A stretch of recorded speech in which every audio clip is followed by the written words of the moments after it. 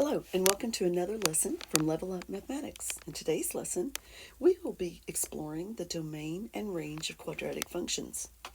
Now, domain and range is something you have studied in previous lessons, but today we'll be focusing squarely on quadratic functions. So let's just review real quickly the meaning and the definition for domain and range.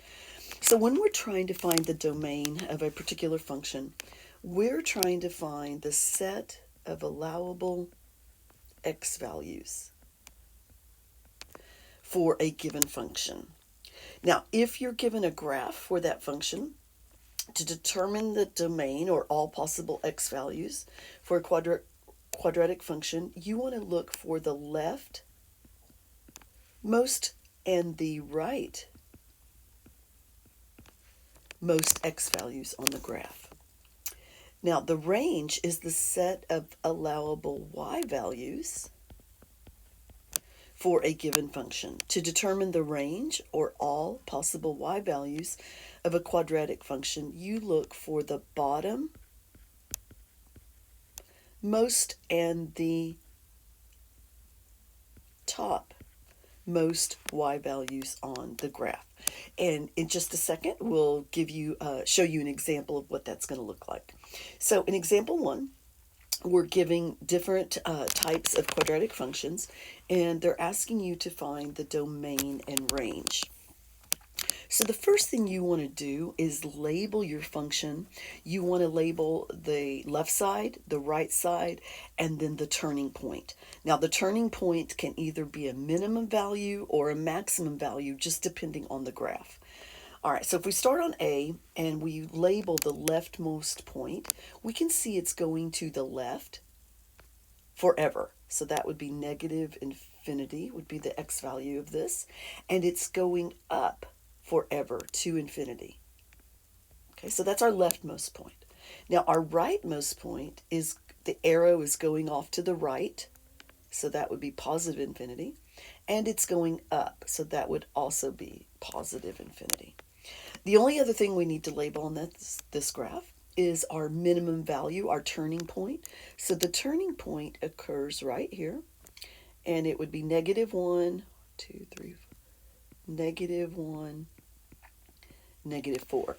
So those are the only values we're going to need to find our domain and range. So let's start with domain, and I'm going to highlight the domain in a green highlighter. So for domain, remember we look for the leftmost point to the rightmost point.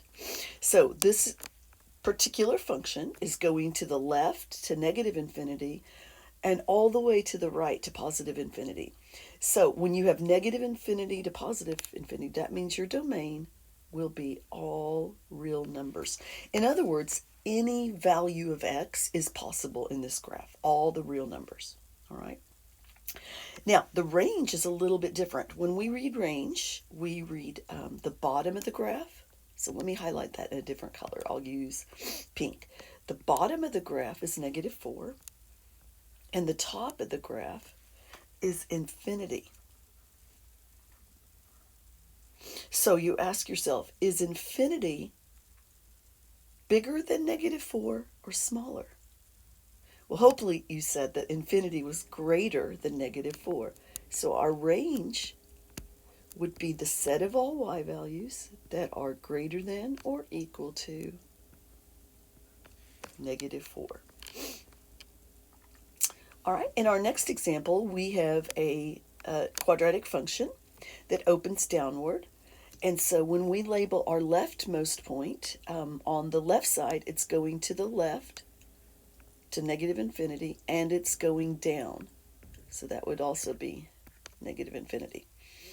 On the right, we're going to the right forever, so that would be positive infinity, and it's pointing downwards, so negative infinity.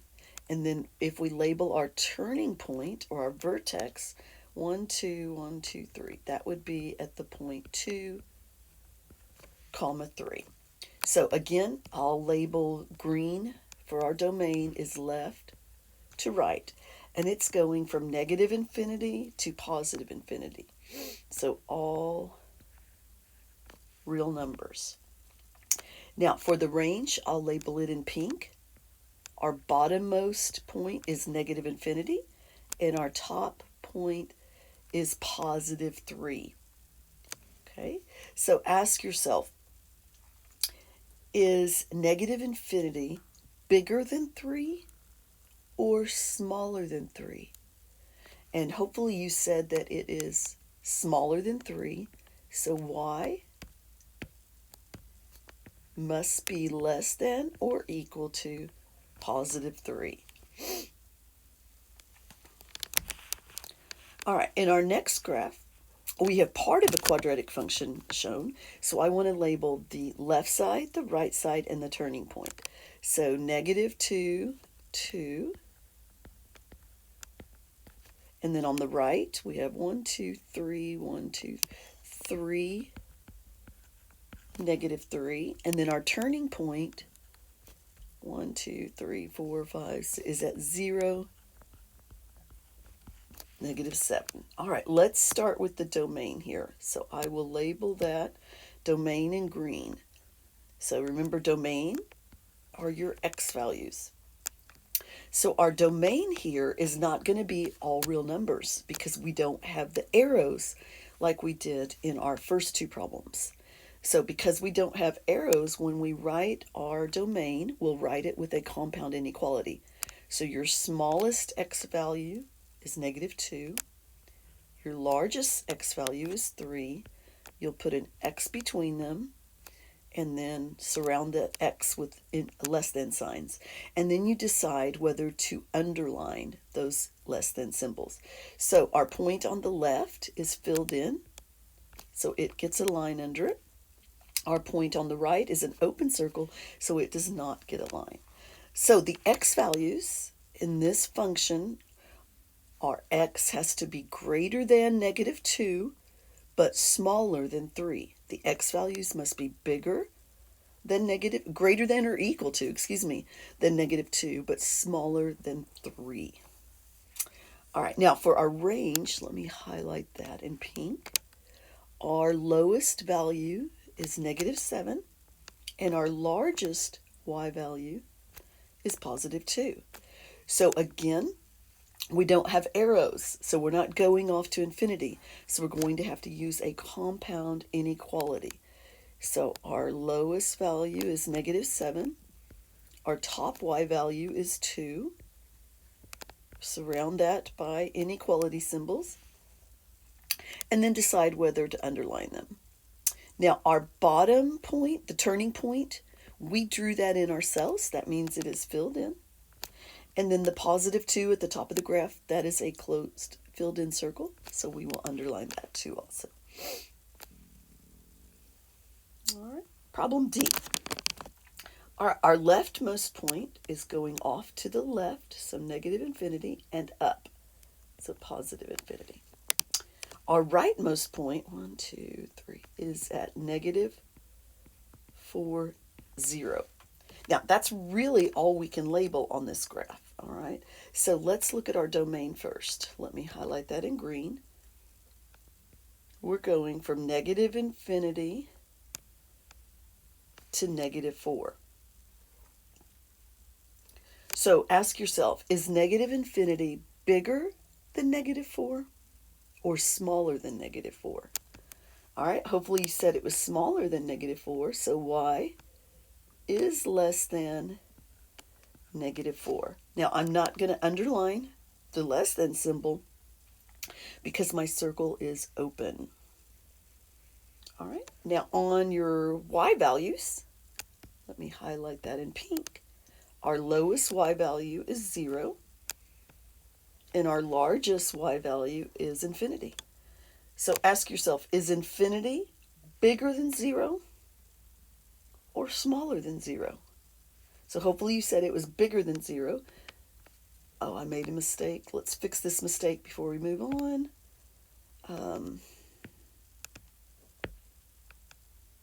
Hopefully you caught my mistake before I did. Domain is the x values, so that should have been an x, all right? All right, back to range.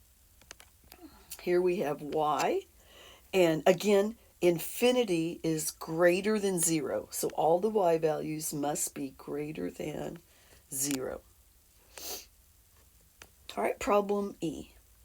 If I label the left side of the graph, 1, 2, 3, 4, this would be at 0, -4. If I label the right side of the graph, it's going off to the right, so that's positive infinity, and it's going up, so that's also positive infinity. So when we look at the domain, we just want to look at our x values. So we're starting at 0 and going to infinity. Starting at 0 and going to infinity. So are the x values getting bigger or smaller? Well, hopefully you said they're getting bigger. So x must be greater than or equal to 0. All right, now let's look at the y values. I'll highlight them in pink. We're starting, excuse me, at -4, and we're going to infinity. So ask yourself, are the y values getting bigger or are they getting smaller? Well, they're getting bigger. So y must be greater than or equal to -4. All right, what I'd like you to do is pause the video and try problem F on your own. All right, welcome back. Let's see how you did. Hopefully you labeled the graph, your leftmost point, as -infinity to positive infinity. Your rightmost point is positive infinity to positive infinity, and your turning point, 1, 2, 3, 4, 5, 6, was -6, 0. All right, let's start with domain. So domain goes left to right. And because we went from -infinity to positive infinity, our domain would be all real numbers. Now, the range are your y values. You are going from 0 to positive infinity. From 0 to positive infinity. So are your y values, if they start at 0, are they getting bigger or are they getting smaller? Well, hopefully you said the y values have to be greater than or equal to 0. All right, example 2. The table shows some ordered pairs that belong to quadratic function h. What is the range of h? So they're asking for the range. That means we only want to look at the y values or the h of x values in this problem. Now, when we found the range in example 1, we were looking at the bottom of the graph and the top of the graph. All right. So what we're looking for in when we're only giving a table is the turning point. So let me show you how to find the turning point in the table. All right, we have 41, 17, 1, -7, -8, -7. So what I want you to notice is where two y values repeat. In between those two repeating y values will be your turning point. So this is your turning point. Let me label that.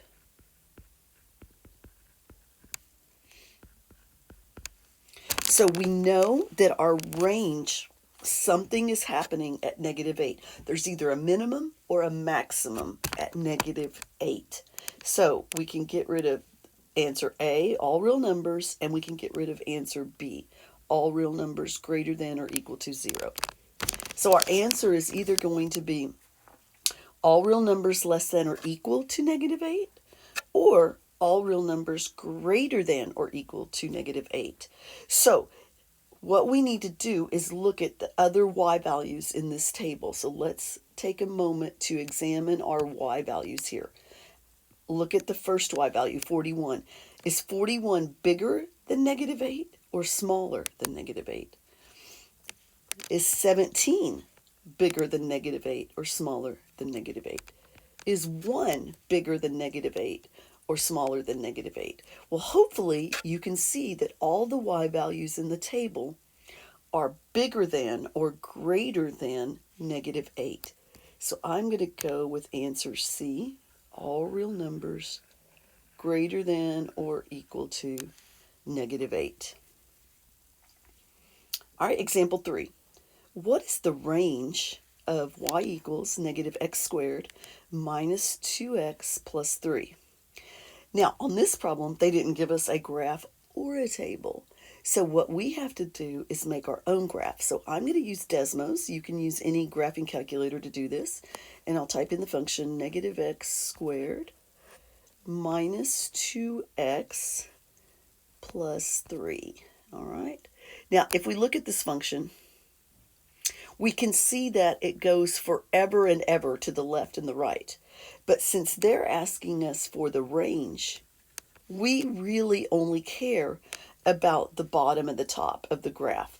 So let me just kind of sketch here what's happening here. We have a maximum value at negative 1, 4. So let me just kind of draw this. It looks something like this. Okay. It has a maximum value right here at negative 1, positive 4. Okay. Now, the other thing I want to teach you to do is when you're answering questions on a standardized test, a lot of times you can get rid of 1 or 2 bad answers. Since this question asks for range, we can immediately eliminate A and B because range is the set of y values. So I know the answer has to be C or D.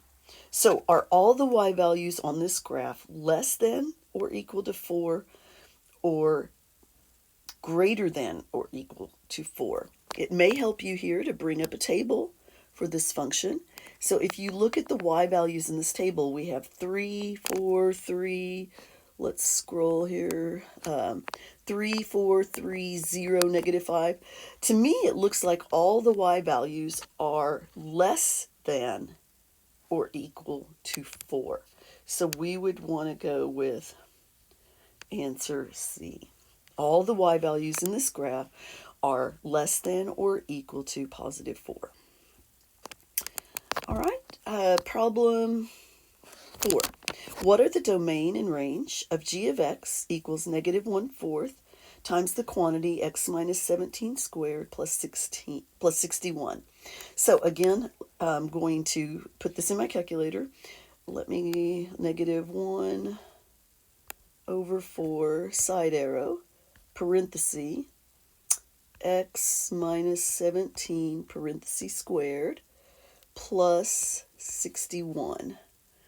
Now, these are pretty big numbers, so it looks like I'm going to have to zoom out a little bit to see it. So we have a maximum value here at 61. So let me kind of show you what's happening. This is a real rough sketch of what's happening here. It does open down, just like the last problem. It has a maximum of 61 at x equals 17. Okay. Now, the first thing I want you to notice is the domain is going, this is negative infinity, and this is positive infinity, negative infinity.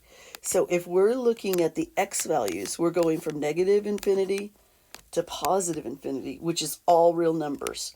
So I have to immediately get rid of this number and this number. The domain of this function must be all real numbers. All right. Now, for the range, g of x, we are looking at our y values only for range. So our function must be less than or equal to 61.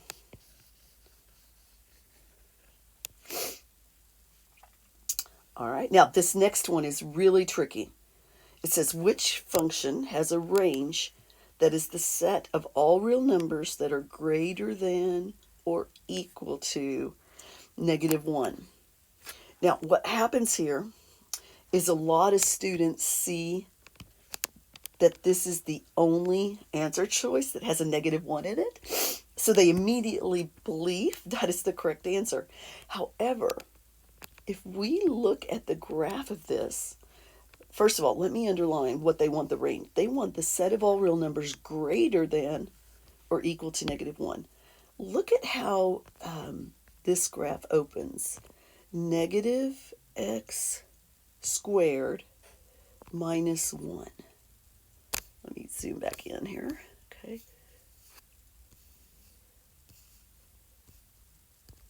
So this graph looks kind of like, oh, I don't want that, I want a pen. This graph looks kind of like this.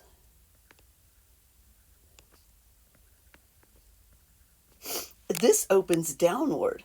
So this is all the y values that are less than or equal to -1. So it can't be answer A, because we want a function where the range is all the real numbers that are greater than or equal to -1. So let's type in answer B. X squared plus 4x plus 3. Zoom out a little bit. All right, and let me kind of sketch that. That has a turning point at -2, -1. So it kind of looks like this. So our lowest value here is -1, and it opens up. So the range must be all the y values that are bigger than or equal to -1. So we found our answer. But again, that answer A was really trying to trick you. All right, example 6. The table represents some points on the graph of a quadratic function g. What is the range of g? Pause the video and try this problem on your own. All right, welcome back. Hopefully the first thing you did on this graph was find the turning point. So I found two y values that repeated. And so the point in between those must be my turning point. All right, so I'm going to say for my range, I'm going to put a g of x, or you could put a y, doesn't matter. It's asking for the range on one side, and you're going to put your turning point on the other side. Okay, and then what you have to ask yourself, are the other numbers in the table bigger than 19/4 or smaller than 19/4? So let's just see what some of these values are. 7 divided by 4, this is 1.75. 19 divided by 4 is 4.75. So this is also 1.75. So if I look at my other x value, or my other y values, I want to ask myself, are they bigger than 4.75 or smaller? Well, hopefully you said they're smaller than 4.75. So g of x must be less than or equal to 19/4, or this would also be an acceptable answer. Y is less than or equal to 19/4. Those are both acceptable answers for this problem. And that concludes today's lesson, Domain and Range of Quadratic Functions.